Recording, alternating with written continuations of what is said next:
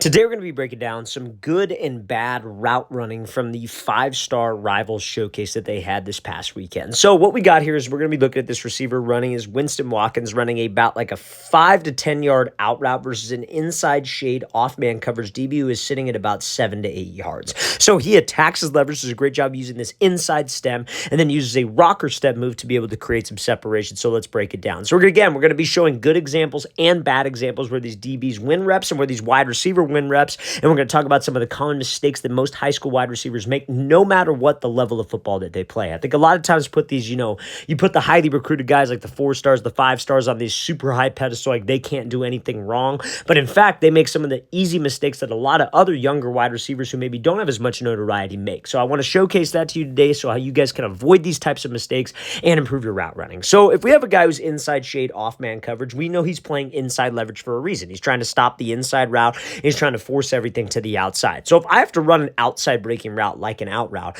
what I don't want to do is I don't want to just play right into his hand. I don't want to just do exactly what he is trying to get me to do. I don't want to just try to run around him because that's what a lot of wide receivers can do.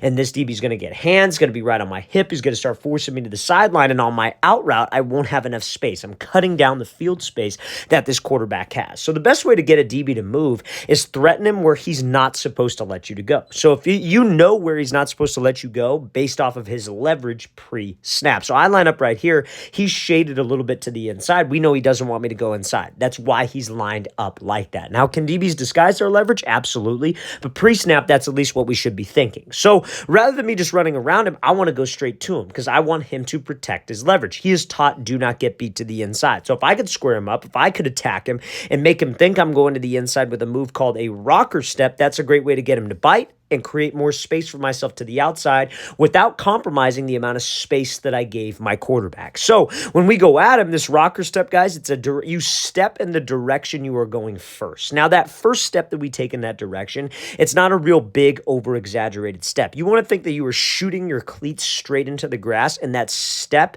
is underneath your armpit. Because what we were trying to do is we were trying to push off of this cut. The second cut is the more important step that has to ultimately sell the move. When we push off of the first cut, sell the second cut like we're running some type of in route, some type of post route, especially with my upper half to get that DB to bite. Now, when I do that type of move, guys, it is super important that you are selling, like I said, with your upper body. A lot of times a mistake that wide receivers will make is they'll do this type of move, but they just move their head and their shoulders. Guys, a disciplined DB is not going to be watching your head and shoulders. An undisciplined DB might, but a disciplined DB is going to be keyed in on your hips. So what I tell my receivers is you want to think that your belly button is trying to turn to the opposite sideline. If you could turn your belly button and chest to the opposite sideline, that actually makes it look like an inside route. If you don't open up too far with your toe, you'll be able to push out of this thing, be able to get some separation, and leave that DB. So how you would run a 10-yard out, or like, let's say, let's call it a 10-yard out versus an inside shade off man coverage DB. Let's attack his leverage, let's stem him, and let's threaten him to the inside. And this rocker step is ultimately a great way to do that. Now, this next clip we're going to be taking a look at here is from Nashawn Montgomery, another 5-star wide receiver out of South Florida. And then, guys, we're going to be getting into some bad examples where these wide receivers maybe don't run as good of routes. But this is a textbook route from Montgomery. I don't think he ran a bad route at this thing from all the clips that I saw. He's very, very smooth off the ball. So we're going to be talking about him running a post route versus an inside shade press coverage DB. So a lot of wide receivers struggle with that route because it's an inside breaking route versus an inside shade guy. So how would we do that? Now, before we break this down, you guys, if you're a receiver and you guys would like a daily training schedule that you can follow, check out that very first link in the description below for our elite wide receiver training package. What you could get access to is 8 weeks of daily gym workouts, field workouts, all within this training package. So we break down everything Monday through Friday. You're doing this, exact sets and reps, give you video examples of each drill, each gym exercise, the works, you guys. And we include a 4-week speed development workout plan because speed is one of the most important things for receivers. So guys, if you want to get better this offseason, this summer, again, check out that very first link in the description below for our elite wide receiver training package. Let's get back to this video. So Montgomery's running this post route versus inside shade press. So we know, again, it's the same thing. Just because the type of coverage, the type of man coverage changes, like we got press, and then the last example was off man, we are still paying attention to his leverage. So his leverage dictates what he's trying to take away. So he's inside leverage, he's trying to take away the inside route. So if I have to run this post route, I know that I'm probably not going to be able to release to the inside and cross his face. So I could do one of two things. I could either attack him to the inside or give him some type type of hesitation move to hold him to the inside, and that's what Montgomery does here. He comes up the ball, hesitates, gives a little quick jab inside, and he takes the outside release on an inside breaking route. Guys, this is what you have to do. Like I'm telling you right now, you look at all the best route runners, they could run a post route with an outside release or an inside release. They could run a corner route with an outside release or an inside release. They could do it either way. The DB's leverage dictates what release I should take, and I should be able to get separation either way. So when he comes off the ball, his release that he does, it's very, very similar to like a Davante Adams style release, right? So you like a lot of times you see Davante Adams, he does this little like hesitation skip, right? This skip is where like you step twice with the foot that's up. So you like the first step of this release, again, just to break it down and get very technical, you kick with your back foot. You take like a hop step with your left foot. So you kick with the back. So you go back foot kick, which is the right foot, hop with the left, and then you put the brakes on. And that hop with the left is this like hesitation move to where you can read the DB. So while you're doing that, this DB's got a decision to make. Because a lot of times what wide receivers will do is they'll do that hesitation move to the outside, throw a cut, hoping this DB jumps and take the inside release. And DBs are taught whenever you see a wide receiver hesitate to the outside, sit to the inside and hold your leverage. So what I can do as a wide receiver is I can use that to my advantage. I could go either way. I have a two-way release with this press release. I could either release to the outside or inside based off of how he reacts. So we come off the ball, we hesitate to the outside, this DB sits and holds his inside leverage. Okay, cool. I'm going to take the outside release and beat him with speed.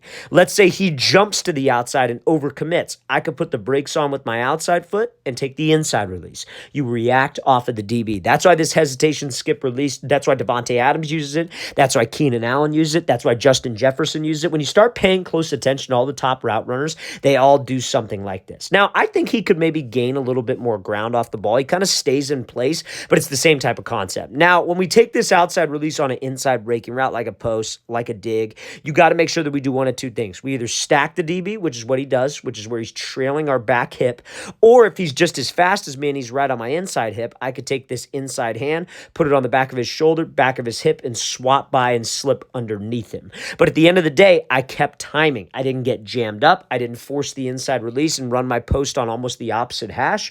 I kept timing and I kept spacing, which is the goal with your press coverage release. So there's a great job here by Montgomery. I'm going to play this thing again full speed one more time. Guys, you got to be comfortable releasing outside or releasing inside no matter what the route is. There are times where there's something called like an MOR, which is like a mandatory outside release. And yes, you can forget about what I'm saying on this if it's an MOR. But if it's not an MOR, we should be able to go either way.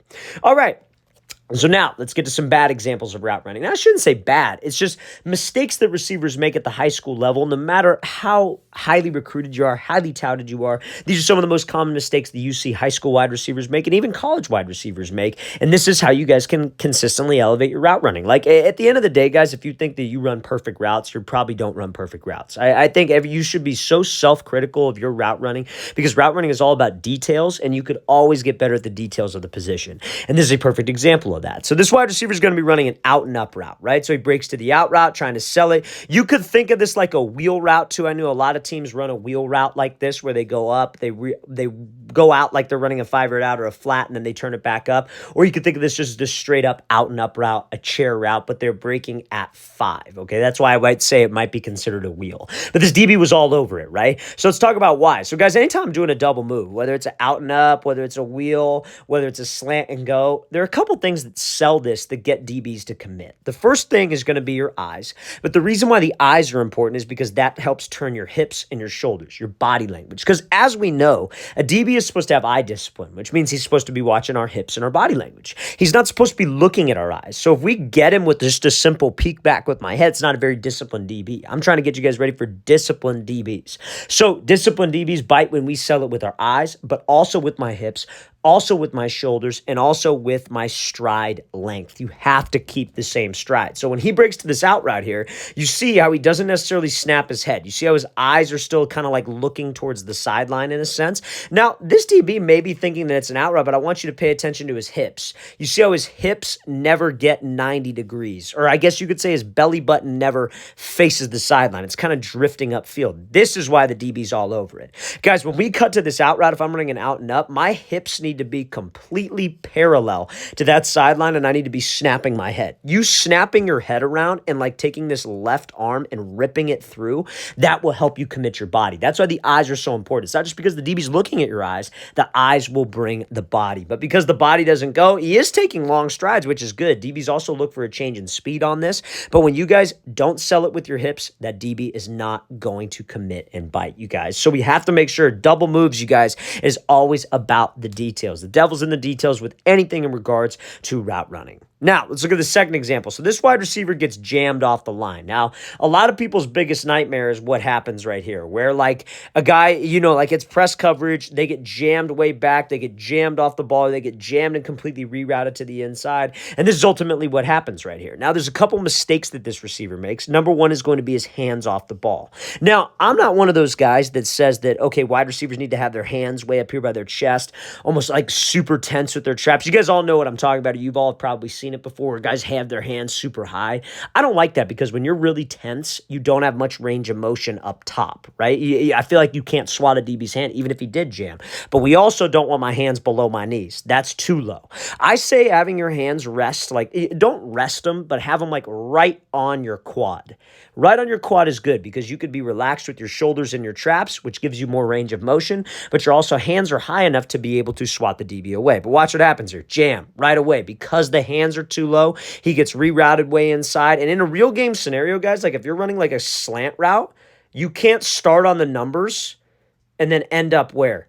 On the hash. Guys, that just can't happen. That cannot happen in a real game situation because the spacing of the play is over with. If you're on the numbers, you're probably going to have a slot receiver right here. You have to stay on the spacing of your route. And this is purely because his hands dropped and off the ball, he stood straight up, right? So look at this release. So set, go. Watch what his head is. What I tell my receivers is you want to pretend like you're underneath the small doorway and you have to operate with your releases underneath that doorway so you don't expose your chest. Now, he kind of had his chest exposed already by having his hands down, but ball snap, watch what his head does. Head stands straight up. And when you guys stand straight up, your weight goes back this way. He's able to get hands, and that is where the reroute comes from. So guys, whenever we're doing a press release, hands up by my thigh and stay underneath the doorway so this jam does not happen, this reroute does not happen, and we don't screw up spacing, timing, and the entire route.